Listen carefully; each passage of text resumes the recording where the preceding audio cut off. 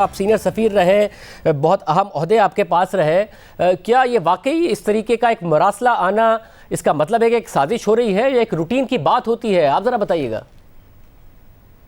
पहले तो शायद बात यह है कि ये कुछ जो किस्म का तनाव है, खिंचाव है पाकिस्तान और जो मुल्क है उनके ताल्लुकात के दरमियान, कोई नई आज की बात नहीं है, इस माह की बात नहीं है।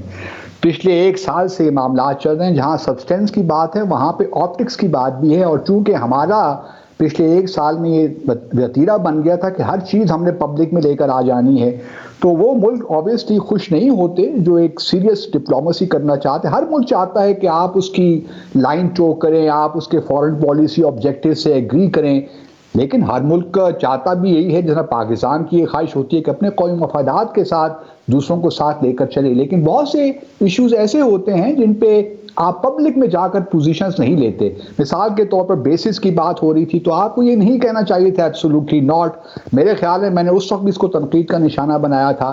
फिर आपको ये बड़ी बड़ी रेट्रिक करने की क्या ज़रूरत है कि हम किसी के स्लेव नहीं हैं, हमने इंडिपेंडेंट फॉरेन पॉलिसी करनी है। किसी मुल्क की भी इंडिपेंडेंट फॉरेन पॉलिसी नहीं होती, national interest based foreign policy होती है। जहाँ तक आपके सवाल का ताल्लुक है, मैं समझता हूँ, मेरा अभी भी यही ख्याल है कि आप किसी रियासत की पॉलिसी पे हमारी गुफ्तगू सुनी रहती है, हमें बुलाते भी हैं, हम भी बुलाते रहते हैं फॉरेन ऑफिस में डिप्लोमेट्स को, लेकिन कभी भी ये नहीं होता कि कोई स्टेट ऑफिशियल किसी डिप्लोमेट से ये कहे कि हमने जब तक आप इस हुकूमत को ख़त्म नहीं करेंगे हम आपके साथ कोई वास्ता नहीं रख सकते।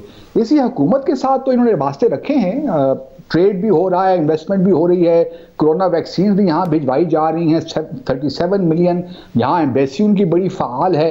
तो ये मैं समझता हूँ कि पॉलिसी सब्सटेंस से ज़्यादा जिस तरीके से हमने पॉलिसी अपनी डिप्लोमेसी कंडक्ट की है पब्लिक डोमेन में, वो ज़्यादा मुश्किलात का सबब बनी है।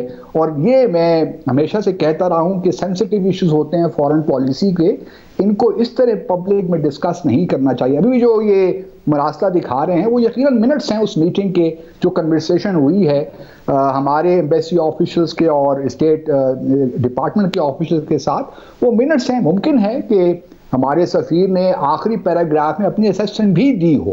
ये भी यूजुअली हम करते हैं, इस किस्म की जब मीटिंग्स होती हैं उन कन्वर्सेशंस को फेथफुली हम रिपोर्ट करते हैं और फिर आखिर में अपने कंक्लूजन्स भी देते हैं कि अब हम क्या आगे देख रहे हैं। अब प्राइम मिनिस्टर की जो मीडिया ऑफिशियल से गुफ्तगू हुई है उससे ये बात वाज़ेह नहीं होती कि आया उस मरासले में ये जो बात की गई अदम एतमाद की तहरीक की, वो आया सफ़ीर की असेसमेंट के हवाले से है या फिर गवर्नमेंट जो उसके तरफ से गवर्नमेंट ऑफिसर्स हैं उनकी तरफ से है। अगर उनकी तरफ से है तो I would be very very surprised, because इस तरह होता नहीं है स्टेट टू स्टेट रिलेशंस में। इस तरह होता नहीं है, मगर हुकूमत ज़ाहिर खत तो नहीं दिखा रही है, मगर यही तासुर दे रही है कि वज़ीर आज़म रूस गए और उसके बाद ये सारा का सारा मामला हुआ है। क्या जोड़ा जा सकता है? हालांकि बहुत पहले से ज़ाहिर अपोजिशन एक्टिव थी कि जी बैरूनी ताकतें वज़ीर आज़म के रूस जाते ही एक्टिव हुई और अपोजिशन को फंड किया और वज़ीर आज़म को गिराने की तैयारी हो गई।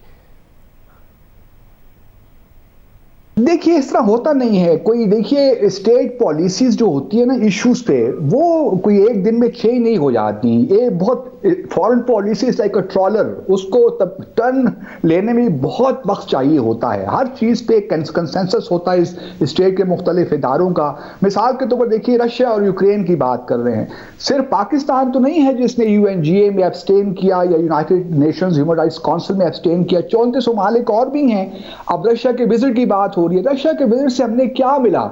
या तो ये होता ना कि पाकिस्तान और रशिया के ताल्लुकात बड़े ज़बरदस्त हो गए होते, हमने अमेरिका की यूनिलैटरल जो सैंक्शंस हैं उनको बालाए ताक रख के हमने रशिया के साथ ताल्लुकात बढ़ा लिए होते। ऐसा तो हमने कोई काम किया ही नहीं।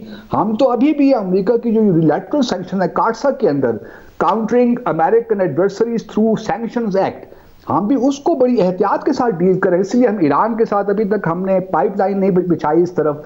तो ऐसी कोई बात नहीं है कि रशिया के साथ हमारे ताल्लुकात बड़े गंभीर हो गए हैं, ज़्यादा हो गए हैं तो अमेरिका को परेशानी लाहक हो गई, ऐसी भी कोई बात नहीं है। मेरा ख्याल ज़ाती तौर पे यही है कि असल जो मसला है वो डिप्लोमेटिक रिलेशंस को आप कंडक्ट किस तरह करते हैं, that is in my view the नब ऑफ द प्रॉब्लम।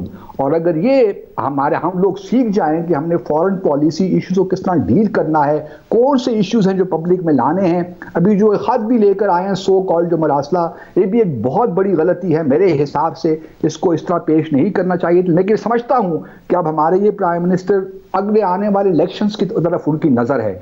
अगर ये एतमाद तहरीक हार जाते हैं तो ऑब्वियसली उन्होंने एक नैरेटिव तो बनाना है, और यही नैरेटिव बनेगा कि जी मुझे हटाया गया, कॉन्स्पिरेसी हुई। लेकिन मैं नहीं समझता कि एक मुल्क आपके खिलाफ कॉन्स्पिरेसी भी कर रहा है और फिर आपको कह भी रहा है कि आप इस हुकूमत को हटाइए। मुझे कोई लॉजिक समझ नहीं आती। कॉन्स्पिरेसीज जो होती हैं फिर उनको इस तरह बयान नहीं किया जाता कि वो शक बिल्कुल जो है यकीन बदल जाए। तो मेरे इसके बारे में तहफ़्फ़ुज़ात तो हैं।